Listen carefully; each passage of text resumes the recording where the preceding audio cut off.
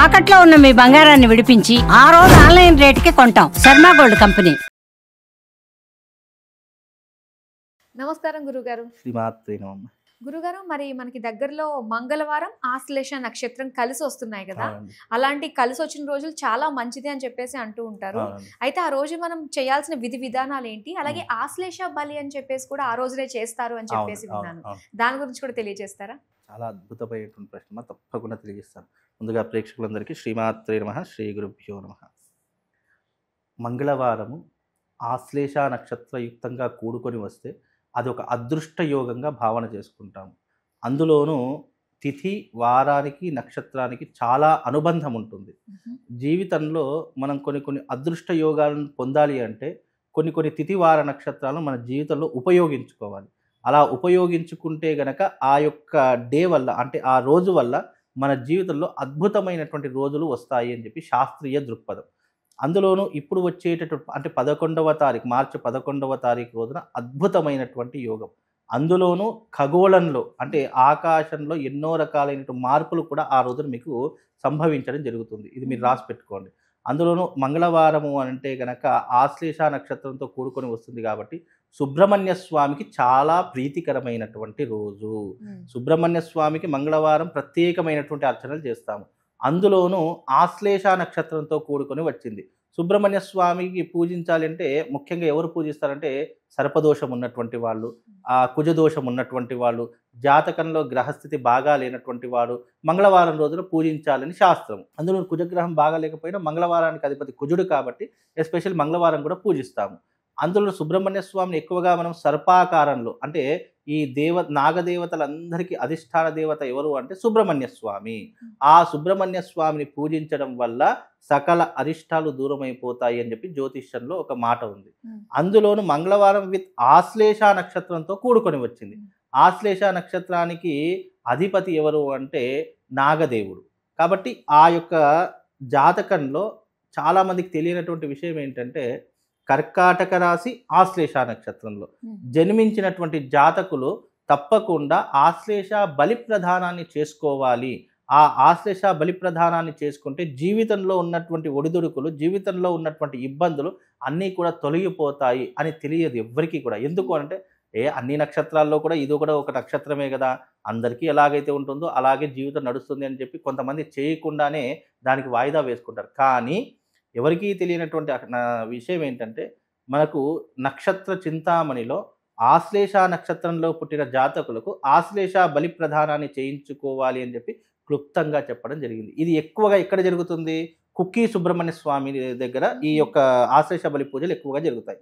కానీ దాని చాలా మంది తెలియనటువంటి విషయం ఏంటంటే కుక్కీలో చేసేటటువంటి సామూహికమైనటువంటి పద్ధతి ఒకలా ఉంటుంది. అక్కడ ఆ యొక్క ఆచారాన్ని బట్టి వాళ్ళు చేస్తారు. కానీ ఆశ్లేష బలి అనేటటువంటిది ఆశ్లేష మండపం ఒకటి ఉంటుంది, సర్ప మండపము అని చెప్పి. ఆ సర్ప మండపం వేసి దాంట్లో 78 గడులు ఉంటాయి.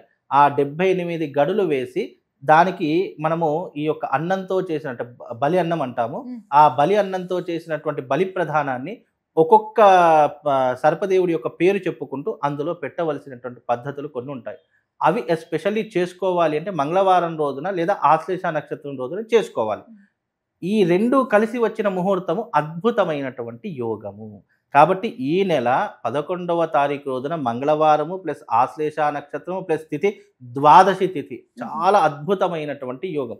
కనుక ఈ యోగంలో ఎవరైతే కర్కాటక రాశిలో జన్మించారో, ఎవరైతే ఆశ్లేష నక్షత్రంలో జన్మించారో వాళ్ళు తప్పకుండా ఆచరించవలసినటువంటి పద్ధతి ఆశ్లేష బలిని చేయించుకోవాలి. అలా చేయించుకుంటే వాళ్ళ జీవితం వృద్ధిలోకి వస్తుంది, వాళ్ళ జీవితం అభివృద్ధి వైపు పయనం చేస్తుంది. అలాగే ముఖ్యంగా ఆశ్లేష నక్షత్రంలో వాళ్ళే ఎందుకు చేయించుకోవాలి అనే సందేహం కూడా చాలా మందికి రావచ్చు. నక్షత్ర జ్యోతిష్యంలో ఆశ్లేష నక్షత్రంలో పుట్టినటువంటి జాతకులు వాళ్ళ గురించి కొన్ని విషయాలు చెప్పడం జరిగింది. ఆశ్లేష నక్షత్రంలో పుట్టిన జాతకులు చాలా తెలివైనటువంటి వారు, అద్భుతమైనటువంటి ఆకర్షణ రూపం గలవారు. అంటే ఆకర్షణ అంటే చాలా అద్భుతమైన అందంగా ఉండేటటువంటి వారిలో ఆశ్లేష నక్షత్రం వాళ్ళు ఉంటారు. అందులో మగవాళ్ళు కావచ్చు, ఆడవాళ్ళు కావచ్చు. అలాగే ఈ ఆశ్లేష నక్షత్రంలో పుట్టినటువంటి వారు చాలా తెలివి పరులై ఉంటారు. ఎలాంటి జటిలమైనటువంటి సమస్యనైనా సరే ఇట్టే దాన్ని పరిష్కరించుకునేటటువంటి తెలివితేటలు చాలా చక్కగా ఉంటాయి.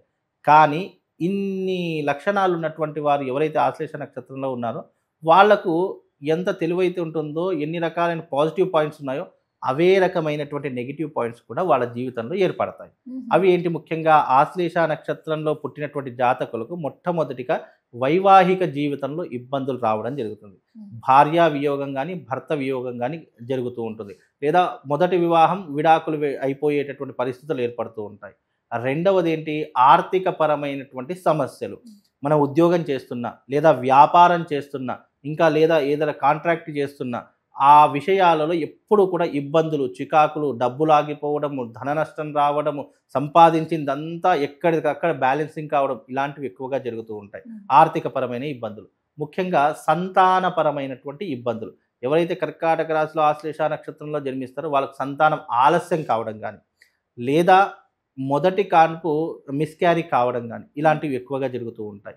అలాగే వివాహం ఆలస్యం కావడం కానీ, లేదా వివాహం అయిన తర్వాత అనేక ఇబ్బందులు రావడం కానీ, ఇలాంటివి ఎక్కువగా జరుగుతూ ఉంటాయి. అలాగే ఆరోగ్య సమస్యలు, ముఖ్యంగా హెల్త్ ప్రాబ్లమ్స్ అనేటటువంటివి ఈ జాతకులకు తప్పకుండా ఉండి తీరుతాయి. ఈ సమస్యలతో జీవితాంతం పోరాడుతూనే ఉంటారు.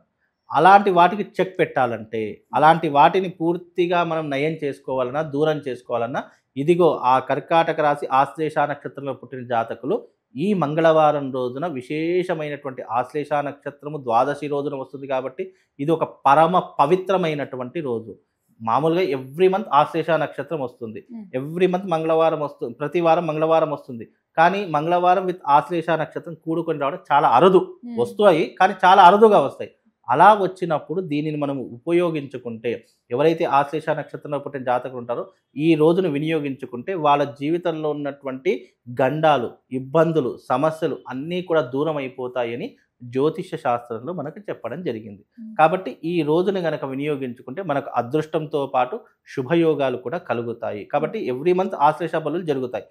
ఆ జరిగేదానికి దీనికి చాలా వ్యత్యాసం. ఎందుకంటే మామూలు రోజుల్లో చేసుకునే పద్ధతులు ఒకలాగా ఉంటే, స్పెసిఫిక్గా ఈ మంగళవారం జరిగేటటువంటి ఆశ్లేష బలికి శక్తి ప్రాధాన్యత ఎక్కువగా ఉంటుంది. శక్తి ప్రాధాన్యత ఎక్కువగా ఉన్నప్పుడు ఏమవుతుంది? దాంట్లో నుంచి పాజిటివ్ ఎనర్జీ ఎక్కువగా గెయిన్ అయిపోతుంది. అలా అయినప్పుడు ఎవరైతే ఆ యొక్క రెమెడీని, అంటే ఆ పరిష్కారాన్ని ఎవరైతే చేసుకుంటారో తప్పకుండా వాళ్ళ సమస్యలు క్లియర్ అయిపోయి వాళ్ళకు అదృష్టమైనటువంటి యోగము ఆ యొక్క పూజ ద్వారా ఫలితాన్ని అందబుచ్చుకునేటటువంటి రోజే ఈ మంగళవారం ఆశ్లేష నక్షత్రం. ఇది చాలా అరుదైనటువంటి రోజు. అందులోనూ షష్టగ్రహ కూటమి ఏర్పడుతున్నటువంటి మాసము కూడా ఈ యొక్క పాల్గొన మాసమే. కనుక ఈ మాసంలోనే చేసుకున్నటువంటి ఈ యొక్క బలి ప్రదానానికి చాలా పవర్ ఉంటుంది. ఎందుకంటే ఈ షష్టగ్రహ కూటమి ఏర్పడడం వల్ల ముఖ్యంగా మీనరాశి వారికి, కర్కాటక రాశి వారికి, సింహరాశి వారికి, తులారాశి వారికి, మకర కుంభరాశుల వారికి కూడా కొన్ని ఎఫెక్ట్స్ పడుతూ ఉంటాయి. కాబట్టి అలాంటి జాతకులు కూడా తప్పకుండా ఈ రోజున వచ్చి ఈ యొక్క పూజా విధానాన్ని కనుక చేసుకుంటే వాళ్ళకు శుభము లాభంతో పాటు అదృష్ట యోగం కూడా కలుగుతుంది. అందుకే దీనికి ఇంత ప్రాధాన్యత, దీనికి ఇన్ని రకాలైనటువంటి విధి విధానాలు మన జ్యోతిష శాస్త్రంలో చెప్పడం జరిగింది. కాబట్టి ఎవరైనా కర్కాటక రాశిలో ఆశ్లేష నక్షత్రంలో జన్మించిన వారు ఉంటే తప్పకుండా ఈ 11వ తారీఖు రోజున రండి, ఆశ్లేష బలి పూజను చేయించుకోండి. ఆశ్లేష బలి గురించి చాలా డీటెయిల్గా మాకు తెలియజేసినందుకు ధన్యవాదాలు. శ్రీమాత్రే.